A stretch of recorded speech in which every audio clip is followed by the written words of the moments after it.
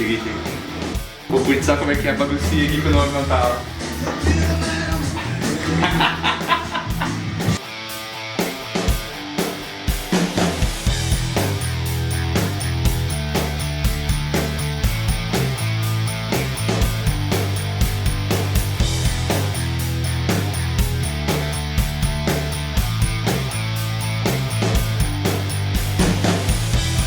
A Procuradoria se manifestou e falou, tem um pedido pendente lá na PF decidir.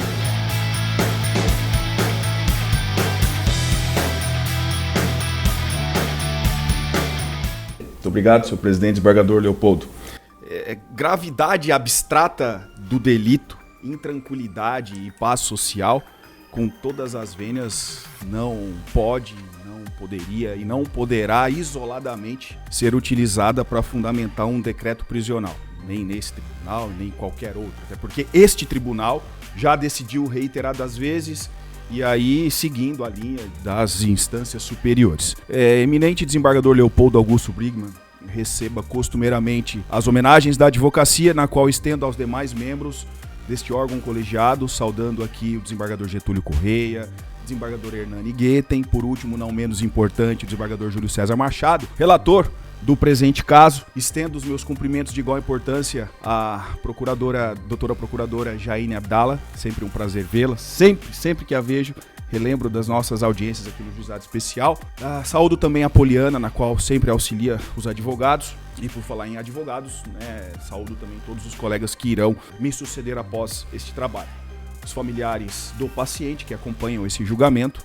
Prometo brevidade, até porque parece ser complexo, mas não é. E apenas para fins de situá-los aqui da situação, Vossas Excelências trocam as informações, compartilham os votos, mas, enfim, para uma questão fática aqui em Blumenau, em 21 de agosto, recente agora, menos de um mês, de madrugada, houve então esse disparo entre familiares e que num primeiro momento até tive quando fui acionado para atender um flagrante de disparo. E quando chego lá, aí sim, essa situação aventada sobre uma tentativa de homicídio entre familiares, na qual o sobrinho dispara contra o tio e ele acerta aí a perna próximo à virilha, sai do local e num posto de combustível é encontrado.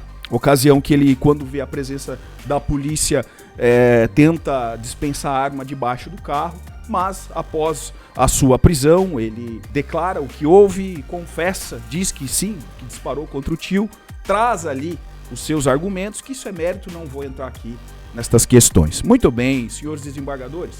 E ainda no plantão, quando a magistrada, aqui de origem, instada a manifestar-se acerca da homologação e seu respectivo destino, se decreta ou se concede a liberdade, nós formulamos então no plantão o pedido de liberdade. E desde já, no primeiro momento, instruído com todas as peças, com todas a comprovação, não vou dizer prova, mas com toda a comprovação de seus predicados, de sua residência fixa, do seu trabalho, ainda que informal, mas o seu trabalho, na qual é este que é o provedor da família, e a decisão então de primeiro grau, a decisão do plantão, sobretudo, ela já vem num sentido contrário àquilo que postulamos já num primeiro momento. E Vossas Excelências têm aí o material, trazendo então que no item 2 da decisão aqui combatida, não há nos autos demonstração, comprovação de que o acusado possua emprego fixo, trabalho lícito, profissão definida ou família constituída, pelo que não é suficiente por hora a aplicação de quaisquer medidas cautelares. Isso já é o início da decisão da magistrada do plantão.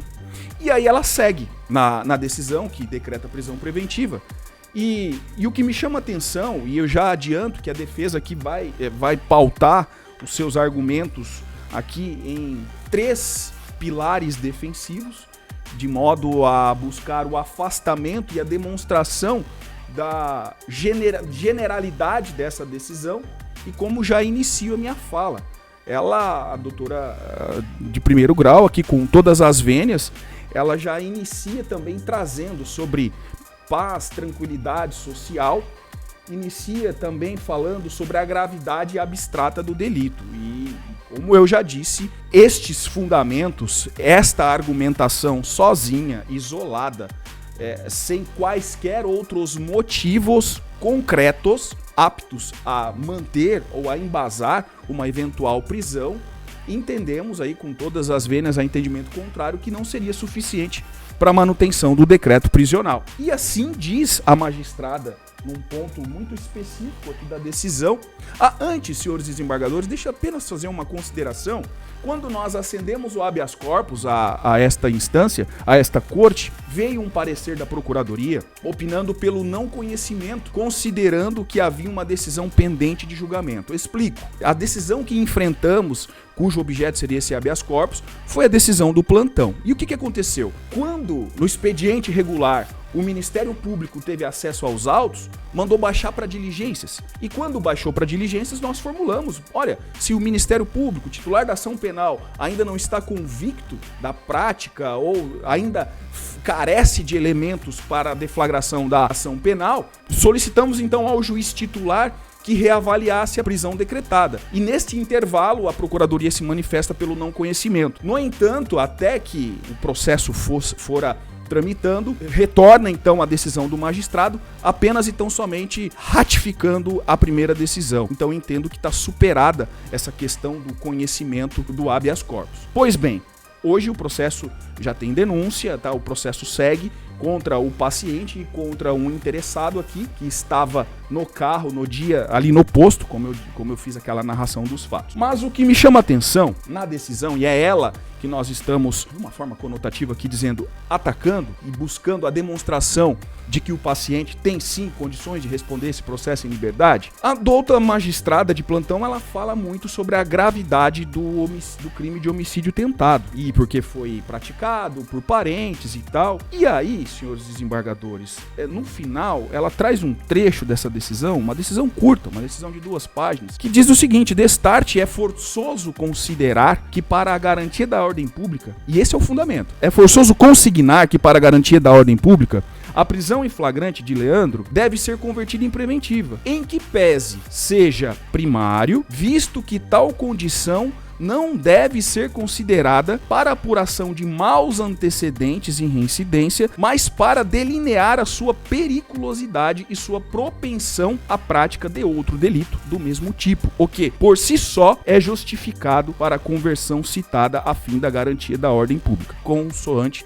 já consignado. Então nós temos aqui uma decisão, um trecho, que a magistrada presume a periculosidade do agente, e digo isso porque reiteração criminosa, entendo que deveria ser aqui considerada havendo maus antecedentes. O fundamento de citar antecedentes, maus antecedentes para fins de fundamentar uma prisão, ok. 2. A primariedade, somado aos elementos e a ausência de qualquer elemento concreto aqui trazido, sim, é de suma importância para a decisão acerca da aplicação ou não de uma medida cautelar. E vou além. Sabe aquelas diligências que foram requeridas pelo Ministério Público logo quando teve acesso ao processo? Que seria a nova oitiva da vítima, a nova oitiva de familiares ali, e essa informação já está aí nos autos. Elas não prosperaram. A uma por quê?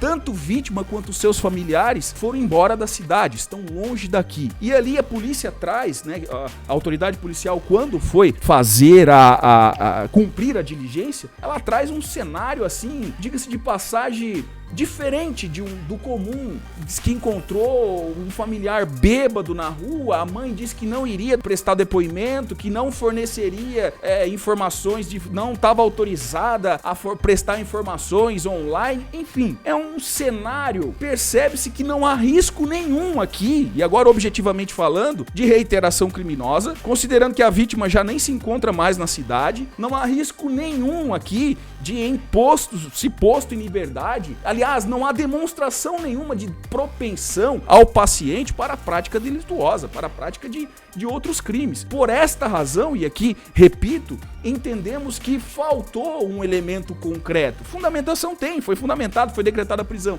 mas um elemento, desembargador Júlio César, concreto, apto a manter essa prisão, apto a afastar a aplicação de medidas cautelares diversas da prisão, esse com todas as vênias, a entendimento contrário, entendemos que não tem. Razão pela qual esta gravidade abstrata deve ser afastada. Este argumento da tranquilidade e paz social também deve ser afastado. Inclusive cito precedentes na peça que aportou deste tribunal e dos demais tribunais. O argumento de que ele não tem trabalho, não tem residência, também se encontra superado, porque desde o início, desde o nascedouro aqui dos pleitos defensivos, essa documentação foi apresentada, razão pela qual, sem me delongar e sem cansar vossas excelências da volta desse feriado e nessa sessão aqui extraordinária, a defesa não vê alternativa senão pela concessão da ordem e aplicação de medidas cautelares, ainda que mais severas. Vamos, num primeiro momento, aplicar um monitoramento eletrônico, demonstração periódica em juízo, foi citado recentemente, já vai apresentar a resposta à acusação, a defesa, para iniciar o processo. Então, assim, para todos os lados que observamos no presente caso, eu, particularmente, não consigo ver aquela extrema necessidade de manter esse rapaz preso. Do contrário, estaríamos aqui consignando tão somente a gravidade abstrata do delito. Sim, houve disparo? Houve. Houve apreensão de uma pistola? Houve. É grave? É grave, só que essa gravidade está subsumida ao próprio tipo penal, razão pela qual, senhores desembargadores, desembargador Hernani, é um prazer enorme vê-lo novamente, pugna a defesa pela concessão da ordem e aplicação de medidas cautelares. Eu abro mão do tempo que me resta e devolvo a palavra ao senhor presidente para ouvir o voto do relator. Muito obrado, senhor presidente.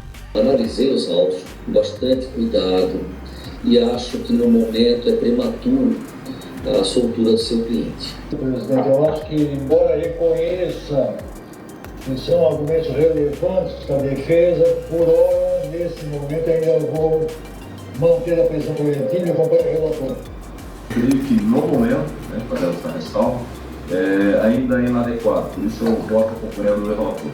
Muito obrigado, desembargador Getúlio. Um abraço à Câmara e um bom dia de trabalho também. Até a próxima. Tchau, tchau.